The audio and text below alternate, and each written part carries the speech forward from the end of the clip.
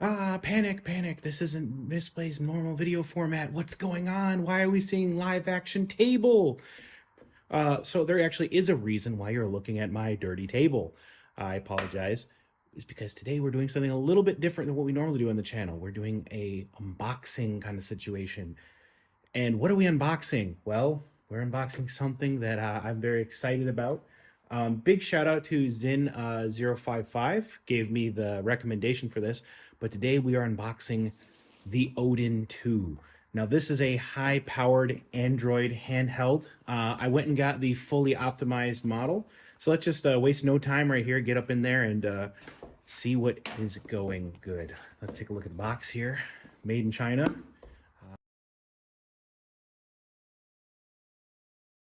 So let's take a look inside here, and there we have it, the beautiful box, the Odin 2. Let's set that aside here. So I actually got the max 16 gigabyte RAM and 512 gigabyte storage model. The base model comes with 8 gigabyte storage, 128, and then the Pro model is 12. So the extra RAM should help it with processing power a little bit here. And we have my color. I chose the rainbow one because I like the old Super Nintendo aesthetic. Now it's more close to the European model. And the box actually is very kind of nice. It's got a nice stern feeling to it. There's some weight to it. And it's got a nice little pull tab here. Reminds me of when I bought my engagement ring. So I'm just going to pull this out here. And voila. Let's take a look inside what we get. So first we have our card that shows us some of our tech specs here. So if you look closely, we have a Qualcomm Gold Plus 3.2 gigahertz, and looks like there's a couple other models here. Not sure what that means, but I'm a tech guy, but not to that extreme. So we have an Adreno 740, which is our graphics GPU, 1080p display, which we really like, HDMI port, display port, Wi-Fi 7, Bluetooth 5.3, USB 3.1, Android 13, because I mentioned this is an Android device, an 8,000 milliamp hour battery with quick charge, which we really do like. Nintendo, please get on that. Well, that's one of my biggest complaints about the Switch is it does not have that. Oh, and just so we're tracking also, it has the Hall effect joysticks. So that means no more. You're not going to get stick drift as far as I know. So let's take a look inside what we get for the actual unit. There's our little thing, little quality chest testing thing. And we have a USB cable. That's going to be good for charging. And I think there's nothing else in here. And that's it, just the unit and the USB cable. Let's just set that aside for now. And then we're going to take the unit itself out. And wow, that feels really, really premium. I mean, this is really high build quality stuff I'm seeing, and I kind of like it. It's got some nice pushy to the buttons. The sticks feel really excellent in the hands. There's like other sets of buttons back here even. I didn't even know about those. Nice clicky. They just feel really good. All the buttons, D-pad, pretty damn good. Really just overall good clicky buttons. I actually really like this. This is actually a very nice build quality here. And I think we're going to have some really good fun here. Now, the next thing you're probably wondering is, what about expansion? Well, don't worry. We have over here our 1.5 terabyte SD card. So that's going to make this very, very nice. So we have, take a more closer look at the unit. So there's our charge port. We have our SD card slot, which is surprisingly very, very tight right here. So there's our SD card slot. Looks like we have like some kind of mini port of some kind. Or maybe it's some proprietary USB. Oh no, I thought it was going to be USB-C. Who knows? Let's see here. So, oh no, it is USB-C. So I don't, some kind of HDMI mini maybe. I thought it was going to be regular HDMI. That's okay. We'll figure that out later. But yeah, you have your headphone jack on the bottom, and it's got a vent on the back for basically cooling purposes. Now, I know you don't want to just look at a unit all day. Let's go and try out some games on this bad boy. So we're going to do a jump cut here, and we're going to see some games in action. And now we have set the device up. I have to admit, it is a fairly finicky process. It takes a little bit of time to get it set to your specific settings that you're going to want to use it for. I've installed some back end stuff to make it so that you have a nice little front end here. But we're going to show you some games in the process here. And these are not inherently the best games or the worst games. They're just a few that I personally enjoy. So we're going to check out, go system by system here. And we're going to just kind of take you to a quick little overview of what you can expect from this device. And first up, it's going to be Circus Charlie. This is a game that my wife really liked playing when she was a kid, growing up in back in Asia there. But a very fun little game where you just hop through these hoops and whatnot, and jump over the fires and stuff. But as you can clearly see, it plays very good. Oh, and I just died. And next up, it's everyone's favorite Mega Man 2. I mean, you can't go wrong with this game. And as you can clearly see, the emulation is very good. I'm trying to play it through the viewfinder though, so obviously not as easy. But yeah, it obviously works very well. I haven't seen any slowdowns of any kind and stuff. I've been playing with it for a little bit here. And beat this guy. But yeah, NES emulation or Famicom, if you want to call it, works really good. There's really no slowdowns. I'm seeing it plays very good. Colors are great. Overall, there's really nothing to complain about here. And moving right along to Super Nintendo, which is personally my favorite system of all time, we have Super Bomberman 2, and it plays very, very good. The colors just look absolutely astounding on this thing. I mean, there's really nothing to complain about. This is just an all-around really, really great emulator. It's just playing this game like an absolute dream. I mean, this is surreal to me because as a kid, I grew up basically always wishing I could play some of these games on the go, and I'm kind of glad that I finally can. And this device is really just crushing it when it comes to like retro 16 and 8-bit so far. And next up, we have Zombies Ate My Neighbors, which is a fantastic arcade-style game on the Super Nintendo, and there's even a Genesis port of this game, but it is just an all-around really fun game. You also might notice here in the corner that there's actually a leaderboard and achievement tracker, because that is these games actually support the Retro Achievements site, which allows you to have achievements in some of these older games and stuff. So it's really, really great, adds a lot more depth to some of these older games and whatnot, and kind of creates a little bit more of online interactivity with them. And of course, yes, you can play with other people. There's network play. It supports all of that stuff. So you're really getting a lot for your money here. And I have to say that this game just looks fantastic. In terms of Super Nintendo, it just absolutely crushes it. There's really nothing you could really complain about with it. It's just absolutely perfect. And keeping in line with 16-bit, we are now playing on the Sega Genesis, or Mega Drive for the European viewers.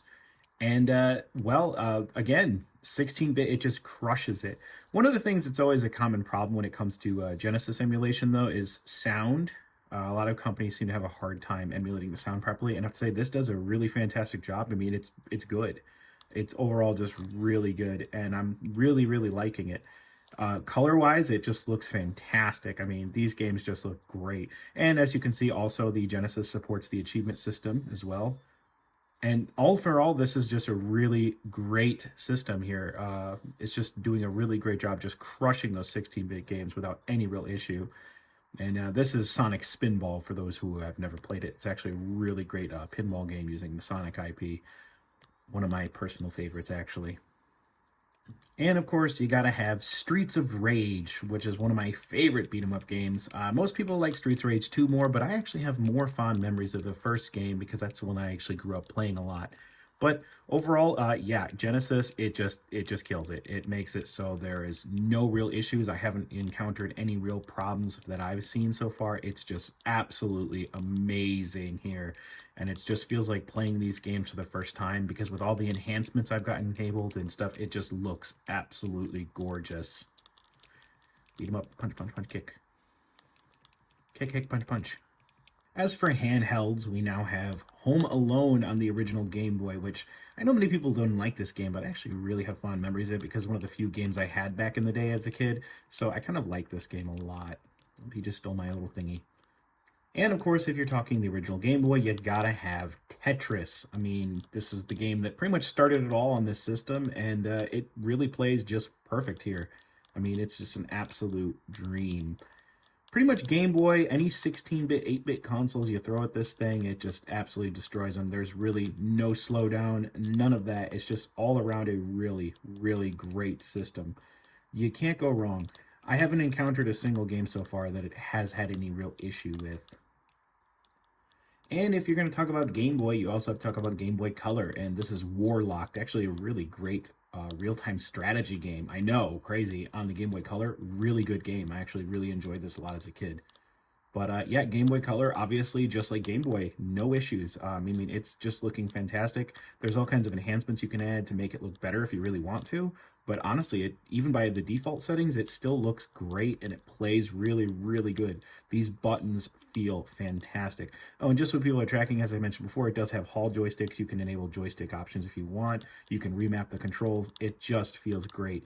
This really clicky D-pad, I really, really like this. It seems like a lot of companies have a hard time making a good D-pad, but this is the exception. This thing is just really good. And the audio quality of all these games is amazing. At the end of the video, I'll actually splice in some of the recorded footage so you can see what it looks like to use the built-in screen recorder, because yes, it has one, and it's really good. I gotta tell you, the quality of the video is fantastic.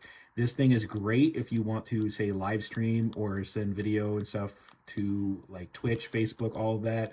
This thing is perfect for it.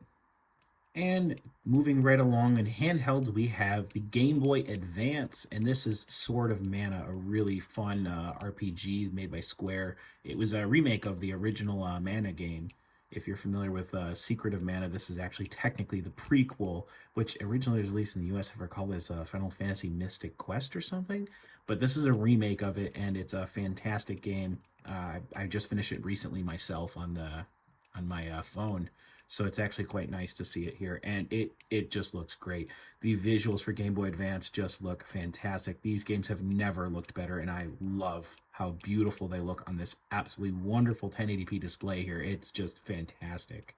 And just to show you a more speed-based game so you can really see the emulation power at hand here, what we're working with, here is Sonic Advance, and as you can see, it just looks great. The frame rate is fantastic. The game plays really, really good. I mean, it's just overall just a fantastic experience. Game Boy Advance, pretty much every handheld you're going to throw at this thing, it's going to knock it out of the park. And getting on to something a little bit more technical, this is Snowboard Kids, a very great N64 game that I played a lot as a kid. It's made by Atlas, same people made Persona, actually. And this is just a fantastic game. Many people called it a Mario Kart clone, but I actually really enjoyed this game, and it's just a whole lot of fun. And you can't go wrong with it. And as you can clearly see when it comes to N64 emulation, which is something that's a little bit more finicky and technical, there's no problems. I mean, we're looking at solid frame rate. This is actually with upscaled resolution, so it's actually playing at higher res than the original game. So we're seeing some fantastic results here. So overall, you can't really complain. N64 emulation just works really, really well. I'll bet some of you did not know that there was actually a StarCraft port for the N64, but you are looking at it. Yes, this was a real thing that happened back in the day. It is a real game, and as you can see, though, it pretty much doesn't change much in terms of what the system can do. Pretty much everything on N64, it handles no problem. There is no issue when it comes to that.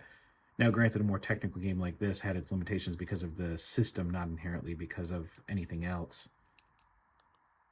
But yes, as you can clearly see, N64 emulation is just absolutely perfect. I can't really see any issues. And again, these are being run with upscalers, all that other good stuff. And there's all kinds of little things you can do to make it more interesting. Now, I know what you're all probably thinking. I want to see some PlayStation emulation. How well does it handle PlayStation? Well, here with another lesser-known obscure PlayStation port this is another Blizzard port. This is actually Diablo on PlayStation, which, yes, there was a port of Diablo on PlayStation. It actually plays pretty nicely, not going to lie. But, yes, PlayStation emulation with this, it seems very, very good. Let's flip over to more technical games so we can see it more in action. And of course, we got to look at everybody's favorite, Castlevania Symphony of the Night. And as you can see, it is running just perfect. I mean, 60 frames, it's just looking so good. I'm really, really loving this. As you can clearly see, though, PlayStation emulation is no problem for the Odin 2. It just handles it without any real issue. I mean, it just plays these games flawlessly. And yes, there's all kinds of little filters and things you can put on it to make it look better if you prefer. But ultimately, it is just an overall fantastic experience for playing PlayStation games. This is probably the gold standard when it comes to portable emulation, in my opinion. This thing is just good. It just feels good, it looks good, and the buttons feel excellent. I played a lot of handhelds where I feel like the buttons are very low quality or very low build quality, and this kind of even puts Nintendo to shame, in my opinion, because there are times when I'm playing even my original Switch, which makes it so I feel like the controllers like to disconnect way too often, and it's kind of annoying, but this just feels great. Moving right along to PSP, and this is another game a lot of people didn't know had a different port, and this is Dante's Inferno, which I'm sure most people are probably familiar with the PlayStation 3 and Xbox 360 version. But yes, there was a version on the PSP, and it's actually quite good. I'm running this with, again, upscaling and stuff, so it brings it up to 1080p display. It's got some smoothing fix put on there to make the graphics look better, and I gotta tell you, it looks pretty damn similar to the PS3 version because it's just that good.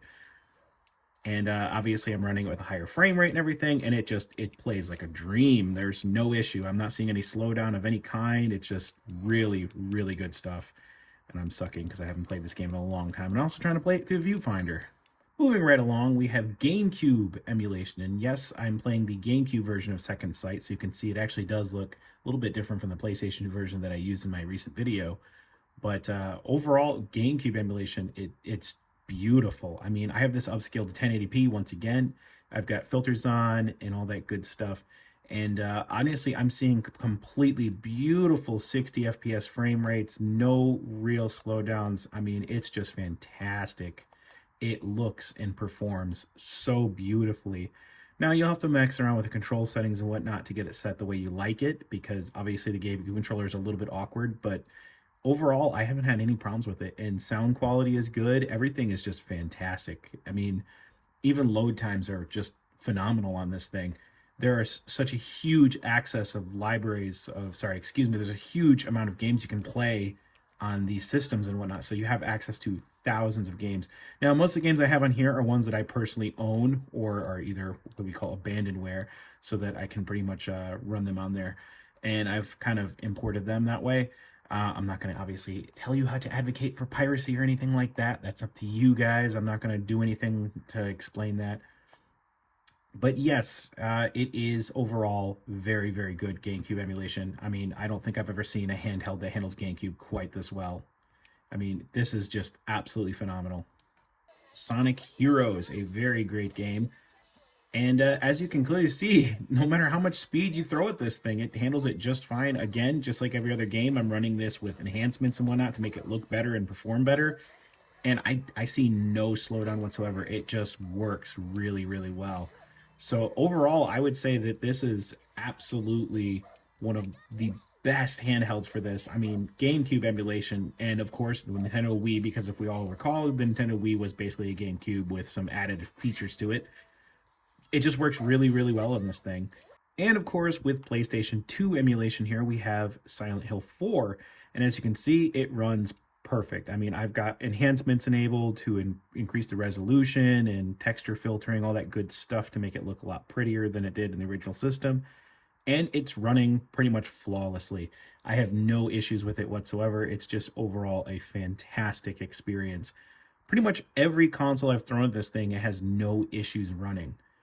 So for the next part of the video, we're going to switch over to show you some of the footage I've recorded directly from the system's built-in screen recorder, so you can get a good idea of what kind of video quality you're going to look at from just recording directly with no extra external devices of any kind.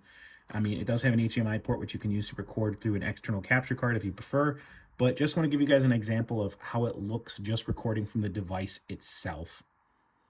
While I talk about the next part anyway.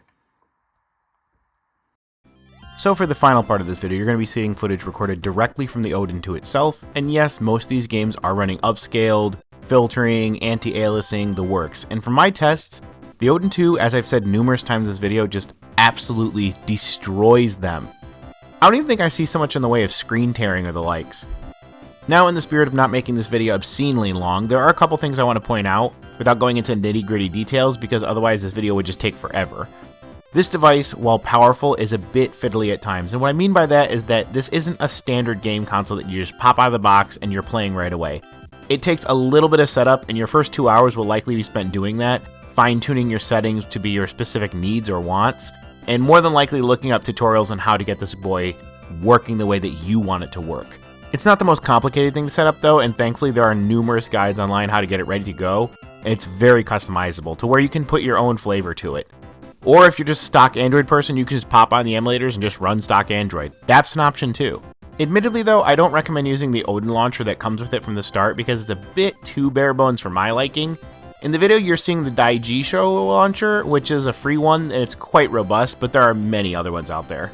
Full disclosure though, there are some emulators that you'll have to pay a one-time fee for a better experience, and there are some consoles that I didn't show that are a bit more experimental. Consoles like the Dreamcast do work on this thing, and compatibility results are quite favorable, as is the Sega Saturn. But remember, those consoles are a bit more temperamental in the emulation scene in general, so any issues you have are likely not the result of the device, and more probably just the fact that the Saturn and Dreamcast emulation still isn't in that phase where you have near perfect compatibility, so changes in the future to emulations themselves could affect performance of those. But overall, from my understanding, they play pretty nicely. On top of experimental emulation, there is Xbox Original and even some PlayStation 3 emulation available on the Odin 2. But again, these are more experimental emulators that are still in their infancy, so expect mixed performance. Again, and I can't stress this enough, it's of no fault of the device itself, but mostly due to the fact that the emulators themselves are very experimental for these devices. Even PCs are not playing these games on these devices at these full speeds just about yet. A few things I'm not showing as well due to copyright reasons is yes, the device can handle Switch games as well, and be warned, the emulator for the Switch has been discontinued, so don't expect any bug fixes down the road unless someone else picks up the ball on that one. Naturally, I'm not going to encourage the piracy of Switch games, but I'm sure many can figure out how to dump your own cartridges, which is technically very legal. From my understanding, and again, I'm not showing anything on screen because Nintendo will jump on this video with a team of Death Squad lawyers, but Switch performance is actually quite excellent. Very playable, many games running even at 60 FPS. Some games even running better than the actual Switch. Admittedly, I was using the built-in screen recorder for the first part of this video, but some of the footage you're seeing I'm actually using another app called X Recorder. And the reason is because the built-in screen recorder, while excellent for most purposes, does have two limitations that I do feel necessary to talk about if you plan on using this device to make videos. The first being that there is no way to adjust the settings of any kind. File size, file location, all of that is preset and you can't really do anything about it as far as I've seen. So you will be dealing with saving it right to the internal memory in a specific spot and then having to move it yourself manually later. Which isn't a deal breaker for me, as transferring to SD card is easy enough and the video quality is excellent for the modest file size. The other aspect though, which for my purposes is a deal breaker, is from my testing. The file limit for a video is about 1 hour, and this is likely to prevent files from getting too large because some Android devices have issues when it comes to obscenely large file sizes. This wouldn't be a huge problem except it stops the recording and you have to manually go in and start it up again every hour. For someone like me who records entire games, this can be super annoying, but for most people this is probably not that big a deal. Fortunately, X Recorder is a solution of both of these issues, where I have control over the resolution, bitrate, file location, all of that. It does break your video into multiple parts after hitting a certain file size though, but it does so without interrupting gameplay or recording, which we really do like because it means you can continue recording seamlessly without any breaks, which is very nice. As I mentioned before, and I know I'm repeating myself a lot in this video, but I want to make sure people are fully tracking, many of these emulators have retro achievements compatibility, so you can just enjoy achievements in these old games, which for a trophy hunter like me just adds another layer of fun and kind of brings some new life to these old games. Multiplayer works as well, and the other player doesn't inherently need an Odin 2. They can be running emulators on a myriad of other devices to play together through local or internet play, and you can hook the device right up to the TV and attach a set of controllers through Bluetooth and go the hog wild with some old school couch co-op. And before anyone asks, yes, you can use Discord and other voice services while playing games. It's basically an Android gaming tablet at heart. This also means watching videos on YouTube, Netflix, or some other streaming services on the table as well, and using the web in general. The device is basically a full-fledged Android computer. I would even argue that with a dock and a keyboard, this could even be a PC replacement for some people. The amount of features this thing has are quite insane, and I'm not even scratching the surface. Nintendo really should have taken note for this thing when making the Switch 2. My biggest issue with handhelds that are so expensive is the lack of features, and the Switch 2 highlights that better than anything else. For the same price as the Odin model that I have here, the Switch 2 is lacking in so many features that the Odin 2 just puts it to shame. Overall, I'd say if you're a retro gamer at heart, or you just want to play some of these old school games without sitting hunched over your computer, this is basically the Rolls Royce of portable emulation. I don't even think there was a single game that I threw at it that had any real noticeable issues with. And some of the enhancements enabled, these games feel better than ever before, and they look prettier than I remember them back in the day as well. Price-wise, it's definitely an investment at $450 from the manufacturers, but for what you're getting, it's a steal. If you're thinking of getting into streaming or doing YouTube, this device is an excellent option as you can stream right to Twitch or YouTube from the device itself, record game footage, and of course you can even have editing software that you can get right on Android. You could in theory do an entire YouTube gaming channel with just this device if you really wanted to. It's definitely an option. It even has the option to capture audio from an external microphone while you're recording gameplay too. A channel that I'm actually friends with, Zin0555, does live streaming on a weekly basis where he actually uses the Odin 2 mini model to play his games, and the results are quite impressive. I'm going to leave a link in his channel in my description so you guys can go check him out. Also, big thanks to him for recommending the Odin 2 in the first place. That all being said, this video has gone on for quite a while, and most of me is just gushing about how amazing this thing is, but I'm definitely happy with this purchase, and I hope if you guys get one, you will be happy with it as well. Let me know what you guys think in the comments. I'll try to answer any additional questions you might have if you're considering getting one. This is Wisplay, and that's enough of that.